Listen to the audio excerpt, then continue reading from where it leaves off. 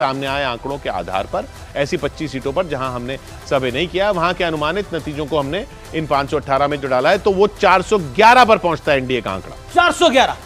400 पार की बात वो कर रहे थे, 411 और इनका विपक्षी गठबंधन का भी 100 पार हो रहा है, वो 105 पहुंचता है।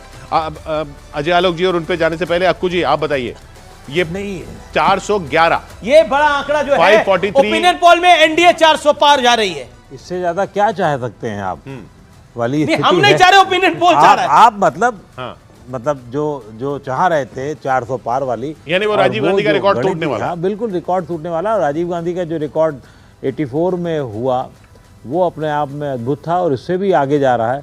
तो इसके पीछे एक कारण है, जब एक जीत की हवा बहती है तो फिर वो उसी में जो छोटे मोटे अंतर वाले सीट्स होती हैं वो ऑटोमेटिकली आगे चली जाती। मुझे लगता है वो 300-350 के अभी जो आज की तारीख में है, उससे जो माहौल बन रहा है, उससे जो छोटे अंतर की जो सीटें थी वो अगर आप 50,000 तक की मान लें और 50 से ज़्यादा थी वो, तो वो पूरी ट्रांसफर उधर हो जा रही है। यही एक वजह मुझे ज्यादा नजर आ रही है। उधर एक खबर आई है पेट्रोल डीजल की कीमतों पर कीमतें कम कर दी गई हैं। पेट्रोल डीजल की कीमतें भी कम कर दी। जी शांतनु जी, हो सकता है सब हो रहा है। देखिए दो बातें कहूंगा एक तो मैं 10 सेकंड विवेक भाई, मैं डॉक्टर अजय आलोक आपके पास आ रहा हूँ। शांतनु गुप्ता यहाँ बोल रहे हैं। दो बातें कहूंगा। एक तो अगर इसमें राजीव गांधी की जीत से कंपेयर करेंगे तो थोड़ी सी त्रुटि होगी। देखिए वो एक सिंपैथी वेव पे थी और ये प्रो इनकम्बेंसी 10 साल की सरकार के बाद वोट है, जो काम पे वोट है, इसलिए काफी अंतर है।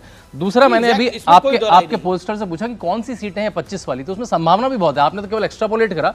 उसमें जम्मू एंड कश्मीर है तो जम्मू में भाजपा को सीटें मिलेंगी पक्का। उसमें नॉर्थ ईस्ट की सीटें जहां भाजपा को पक्का सीटें मिलेंगी, अलायंस को सीट मिलेंगी, और यूटी की सीटें जहां भाजपा को 2-3 सीटें मिलती हैं। तो प्रोबेबिलिटी है वो 25 में जो आपने एक्स्ट्रापोलेट करा है वो वैसे ही जाएगा जी। लेकिन इंटरेस्टिंग है, मैं उमेश जी आपसे पूछ रहा हूं कि नेशन वाइड वोट शेयर अगर हम ओपिनियन पोल के लिहाज से देखें तो बीजेपी का कितना होगा, एनडीए का या फिर बीजेपी का वोट शेयर?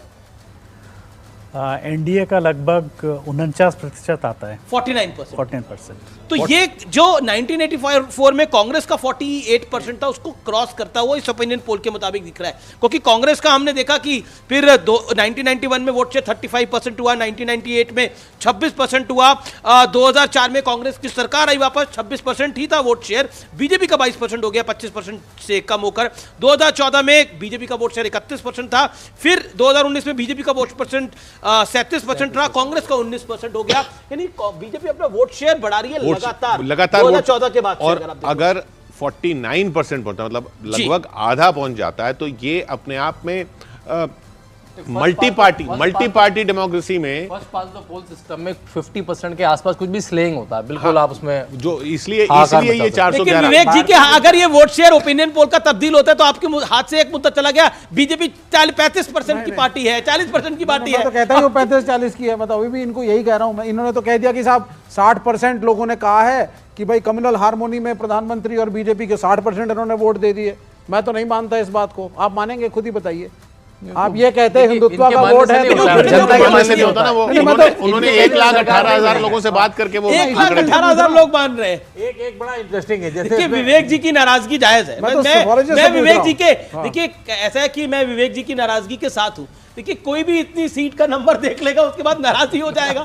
मतलब we have to understand that his last 4 hours he is in the studio. 4 घंटे से स्टूडियो में, और एक से एक लेफ्ट की कितनी सीटें आई है मुझे भी ध्यान नहीं आ रहा अभी। तो कितनी आई है लेफ्ट की उमेश जी, अगर आपको ध्यान में आए तो? ओवरऑल देश भर में 4 सीटें केरल। 4 सीटें बताइए। दूसरी तरफ 400, एक तरफ 4, तो मूड खराब होना लाजमी आदमी का।